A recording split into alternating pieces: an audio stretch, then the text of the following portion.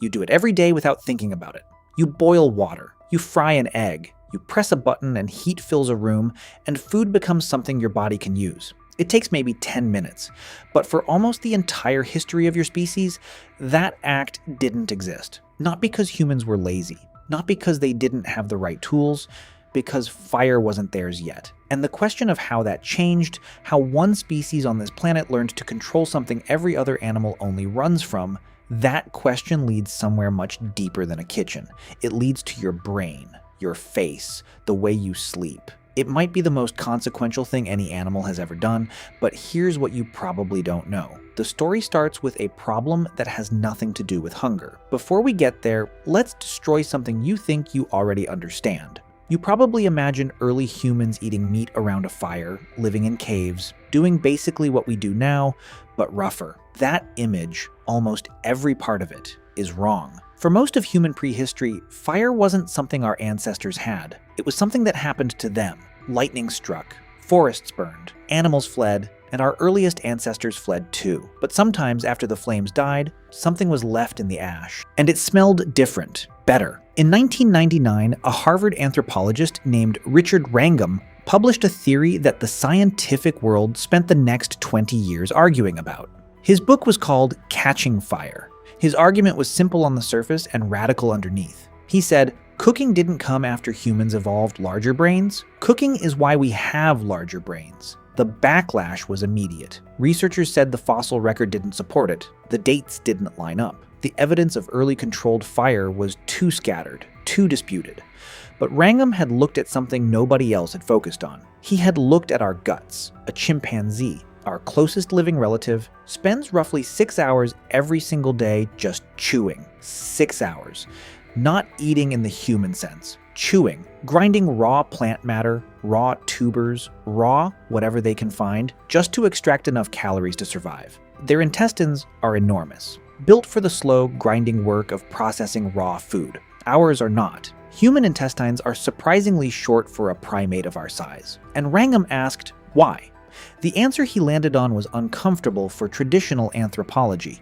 We shrank our guts because we didn't need them anymore, because something else was doing the processing for us. Fire. Here's the physics of it. When you apply heat to food, you break down the cellular walls. You denature the proteins. You gelatinize the starches. All of that work, that slow, grinding, metabolically expensive work of digestion, the fire has already done it before the food ever reaches your stomach, which means cooked food delivers more usable energy than raw food. Same piece of meat, same piece of root, more calories extracted from cooked. That difference, that caloric surplus, had to go somewhere.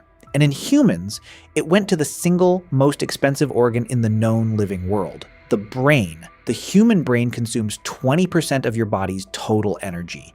20%. For something that weighs 3 pounds. No other animal on Earth runs an organ that metabolically costly, and before cooking, we couldn't afford it. That is not a metaphor.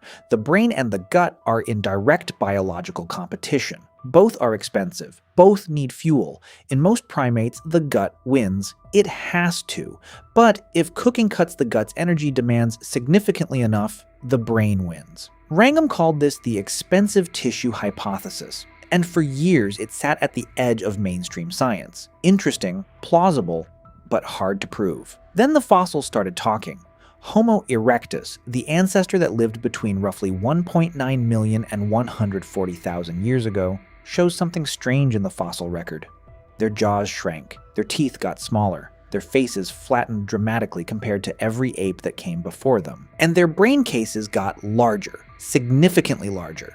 Paleoanthropologist Leslie Aiello at University College London spent years analyzing these fossils alongside Wrangham's framework and found the pattern impossible to dismiss.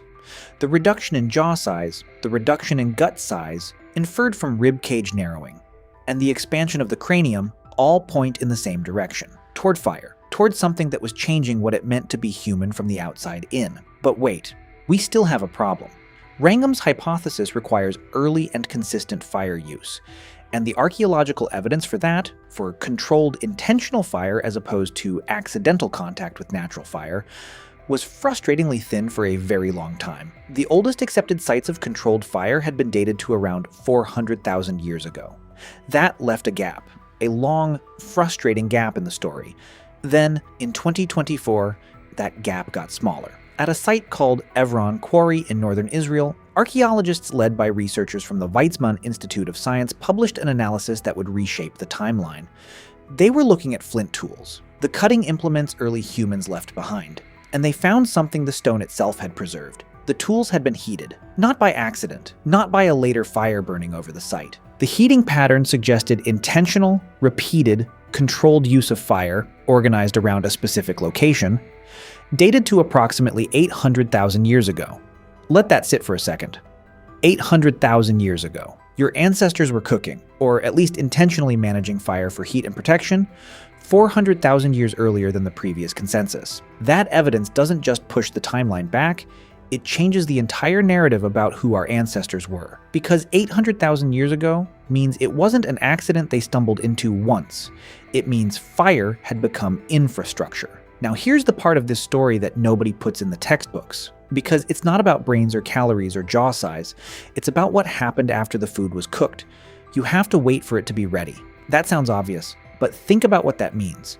You cannot eat while food is cooking. You cannot wander off. You have to stay. And while you stay, something happens. Anthropologist Polly Weisner at the University of Utah spent years living among and studying the Zhu-Huanzi people, a hunter-gatherer community in the Kalahari, documenting what they actually do during daylight hours versus around a fire at night. Her study, published in 2014, found something that stopped researchers cold. During the day, conversations among the Zhu/Huanzi were dominated by practical matters: food, tools, work, complaints. But around the fire at night, with cooked food shared between them, the content of conversation shifted dramatically. Stories, histories, moral questions, the behavior of people in the community, what we would call social bonding, what we might call quietly culture. Weisner argued, and the data supported her, that firelight evenings, made possible by cooking, were the incubator for everything that makes us distinctly human. Language complexity, shared memory, the idea that there are rules for how people treat each other. Around a fire, in the dark, waiting for food to be ready, humans invented the things that make us human. And it goes further. The fire itself changed how we sleep. Every primate before controlled fire slept in trees. Because the ground at night was a death sentence, predators owned the dark. But fire changes the equation. Fire keeps predators back. Fire gives you a perimeter. And so, for the first time in primate history, humans could sleep on the ground. And ground sleep, unlike the tense, awkward, branch-gripping sleep of a chimp, allows for the deep, extended REM cycles that human brains require. Better sleep, longer REM. More memory consolidation, more learning. The brain, already growing on cooked calories, now had the conditions to develop further. The fire wasn't just feeding the brain, it was building it. There's a study that throws this into sharp, modern relief. In 2009, researchers Rachel Carmody and Richard Wrangham at Harvard fed groups of mice either raw food or cooked food, carefully controlling for caloric content, and measured the differences in body mass and energy use. The mice on cooked food consistently gained more body mass from the same caloric intake. Not because the cooked food had more calories listed, because the body extracted more of them. This wasn't theory anymore. This was measurable, reproducible, sitting there in the data, waiting for anyone willing to look. We are biologically engineered for cooked food, not adapted to it over time, not tolerant of it, dependent. Put a modern human on a fully raw diet and something goes wrong. Studies on populations who eat exclusively raw food, for philosophical or health reasons, consistently show the same thing. Difficulty maintaining body weight, hormonal disruption, in women, frequent loss of menstrual cycles. Your body, right now in the 21st century, still needs fire. Or something that does what fire does. You are not the animal that cooked food when it was convenient. You are the animal that became unable to survive without it. And that started, best evidence suggests, around 800,000 years ago in a valley in northern Israel, at a site that most people will never hear of, where someone held a piece of flint near a flame, not to make fire for the first time, but to do it again, on purpose, because they knew.